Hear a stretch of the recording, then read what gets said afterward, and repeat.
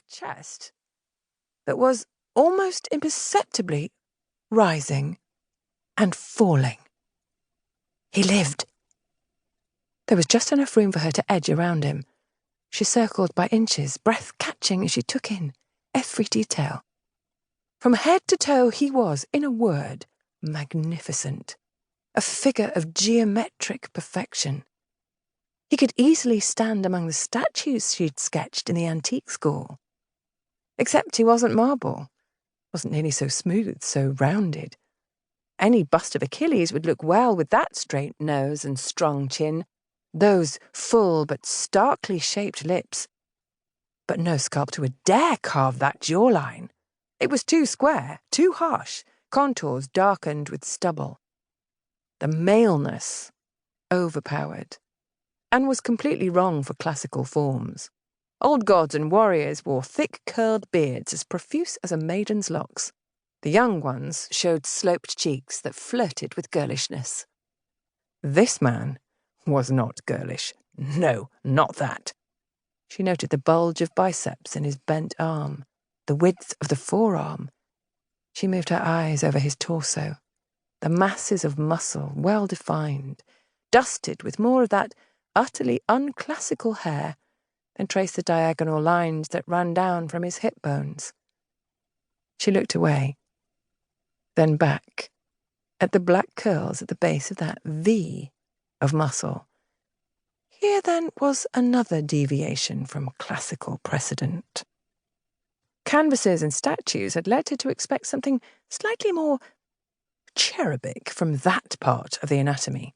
Obviously, artists upheld a long tradition of minimizing male genitals for the sake of composition, or decency, or did this particular man exhibit some quirk of proportion?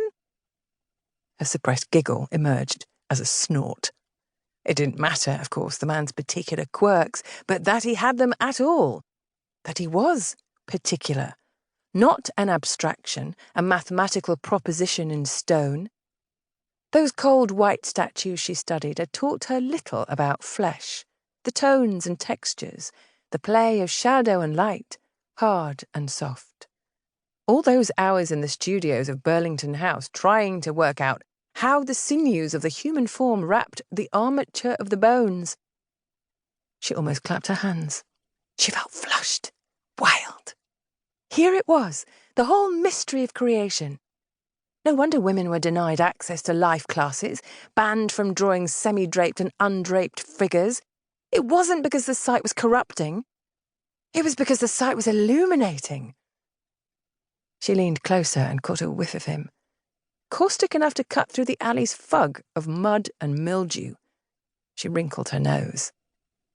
Spirits were emanating from his very pores. He wasn't dead. He was dead drunk. Drank himself witless, and some of the local lads had played him for the fool he was. They could have left his drawers, for God's love. She dropped down into a crouch, dust and straw puffing up around her. She knew it was madness to sit on her heels beside a naked stranger, a sot, full as a tick on 40-rod gin.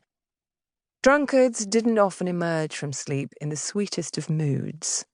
This one was strong. His body showed strength in every line. He might leap up without warning, swinging his fists in a rage.